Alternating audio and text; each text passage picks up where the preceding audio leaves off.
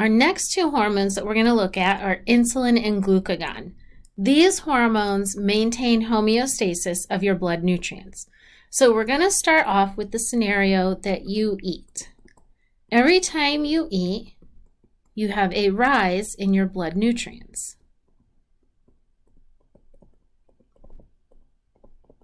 So recall from our earlier chapter about nutrients, that means you're going to have glucose in the blood, because when you eat carbohydrates, you digest them into glucose.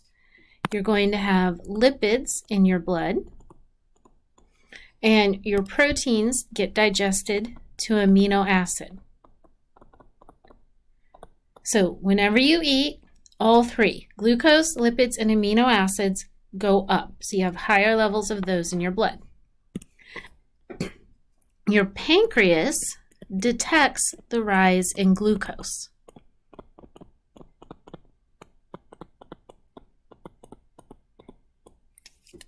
So all three go up, but glucose is the one that your pancreas is monitoring.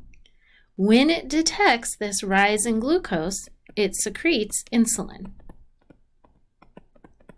So insulin is secreted in response to a rise in glucose.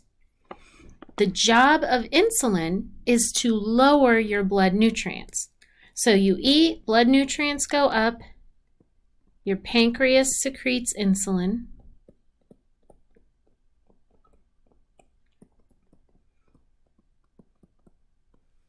Homeostasis means you want to stay at a steady level. So since nutrients are high, you want to bring them back down. So the job of insulin is to move nutrients out of the blood.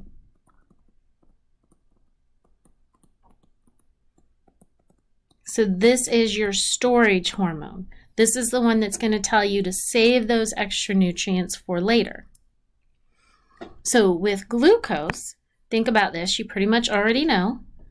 Glucose is stored as glycogen in your liver and your skeletal muscles, and that is going to be glycogenesis.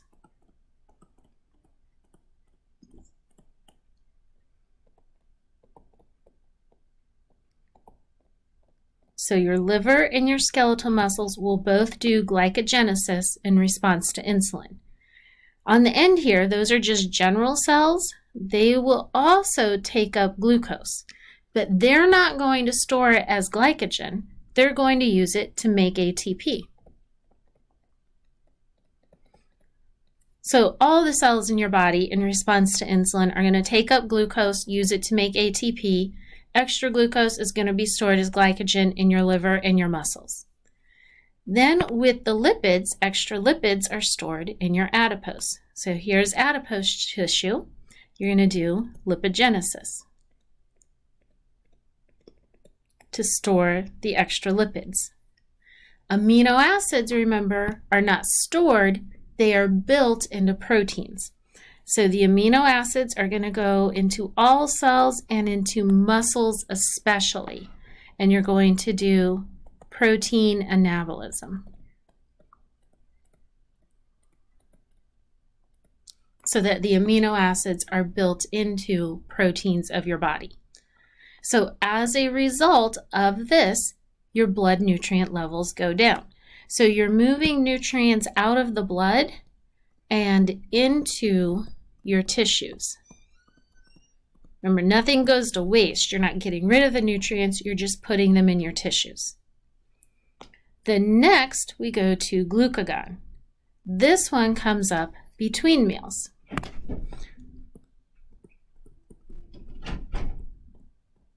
So between meals, there's no nutrients entering your blood.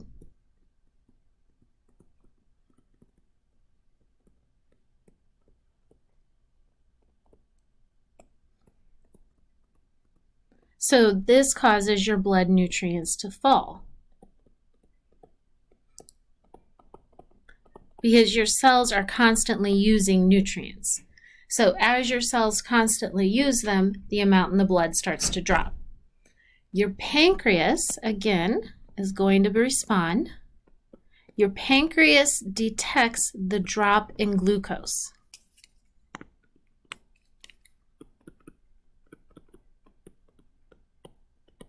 So even though all of your nutrients are dropping, glucose is the one your pancreas detects and responds to. This time, the pancreas secretes glucagon. So the job of glucagon is to bring your nutrients back up to homeostasis.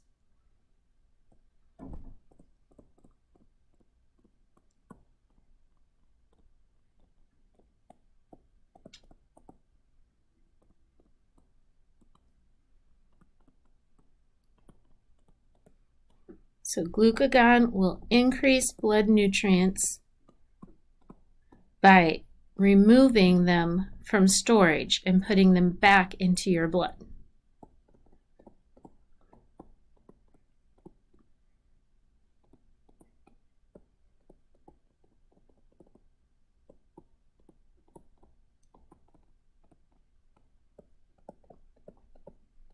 So we're going to get glucose from the liver. So from the liver, we will put glucose back in the blood. That means you're going to break the glycogen, which is glycogenolysis. Remember, lysis means to break. And from the adipose, we're going to get that lipid back into the blood, your triglycerides. And we do that through lipolysis. So notice that glucagon does not reverse everything insulin did. It only reversed 2 things insulin did.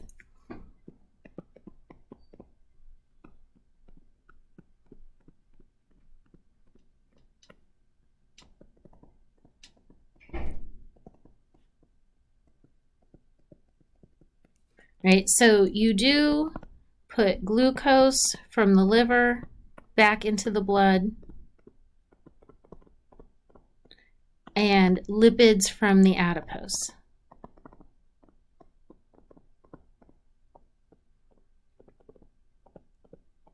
So let's take a look at the things it does not reverse.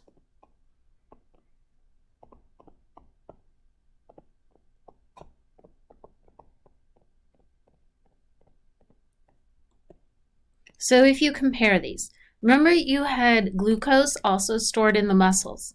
It does not take glucose from the muscles. That is because the muscles use that glucose themselves.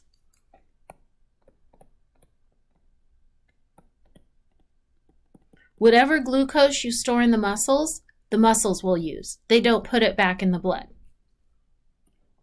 We also don't get glucose back from cells.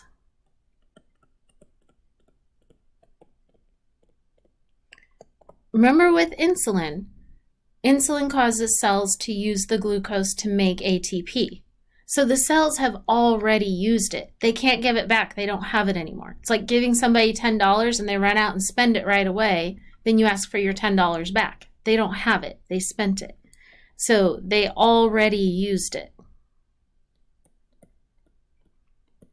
And if you recall from chapter 3, that glucose is now carbon dioxide and water. It's not even glucose anymore. You also don't get your amino acids back.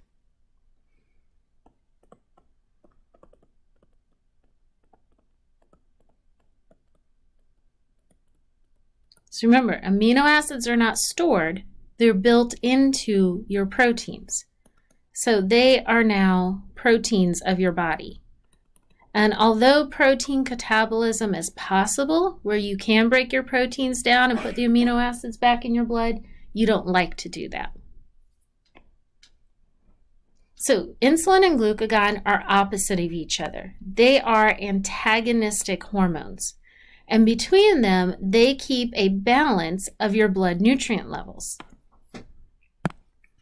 So insulin and glucagon are antagonistic. This means they have opposite effects.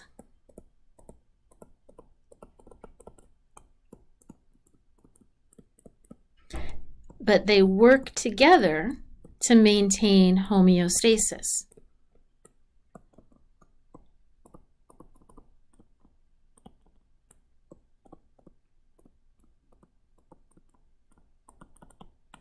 So you can see here is homeostasis. Normal blood glucose level about 90 to 100. That number varies depending on what book you're reading, but in general, 100 give or take. Whenever blood glucose rises, so here is rising blood glucose, your pancreas detects that and it secretes insulin. Insulin acts to bring the glucose back down.